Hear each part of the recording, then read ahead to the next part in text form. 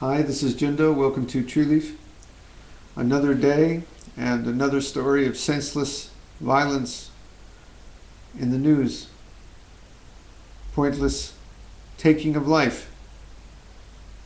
What may have made this story particularly unusual is where it occurred, which is at a monument to one of humankind's worst cases of senseless taking of life and pointless violence, the Holocaust Museum and Memorial.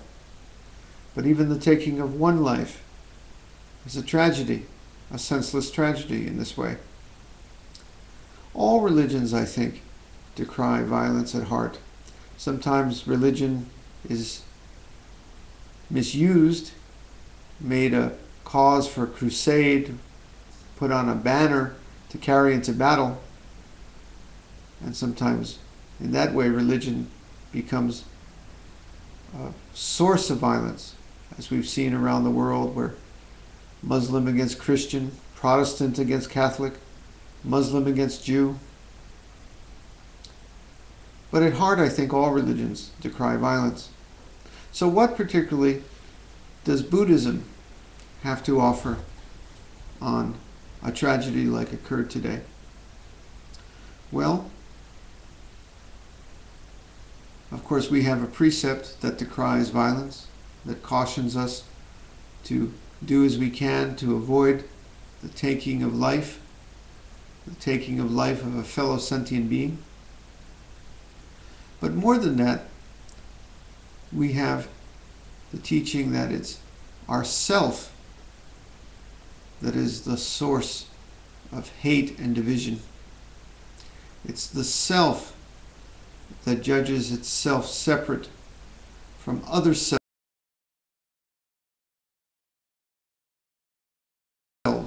separates us and them, me and you, that judges that I am the same from you, I am different from you, I like you, I love you, I hate you, I want to kill you. All this is the self's judgment of other separate beings that it perceives in this world.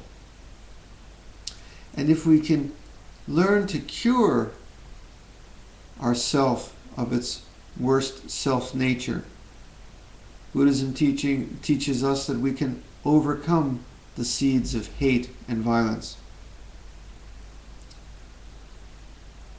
One thing to do is to realize that our sense of separate self is something of a dream. And when we drop the sense of separate self, we can also learn to drop the anger, drop the division, drop the jealousy, drop all thought of violence. As we sit in Zazen, we can taste a peaceful state where all division, separation, judgment has no place.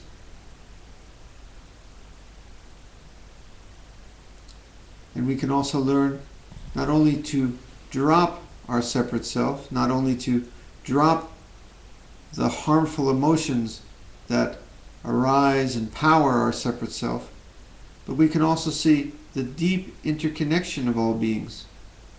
Truly, all sentient beings in this world are just me, and I am just you, and you are just them.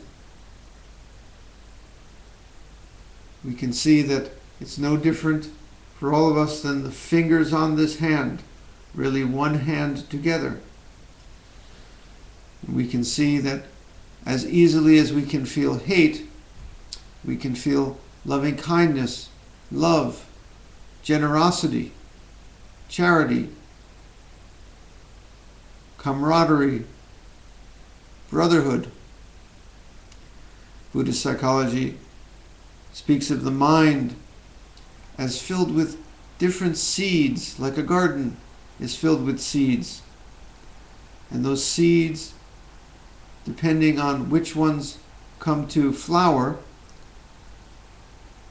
turn into the actions and emotions that we experience in this life. So if we water a seed of anger, anger arises.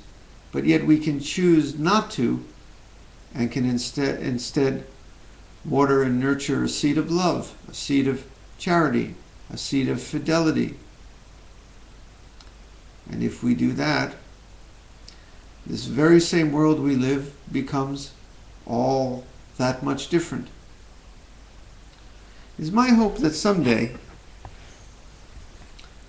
science will learn enough about the human brain to begin to treat human anger, human violence, as very much like a disease, like cancer, like diabetes, like heart disease.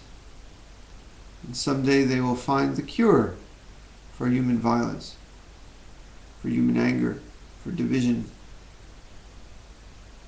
But in the meantime, Buddhism offers this perspective. We must stop seeing each other as separate. We must see each other as one. We must stop nurturing seeds of anger and division. We must nurture seeds of love and unity.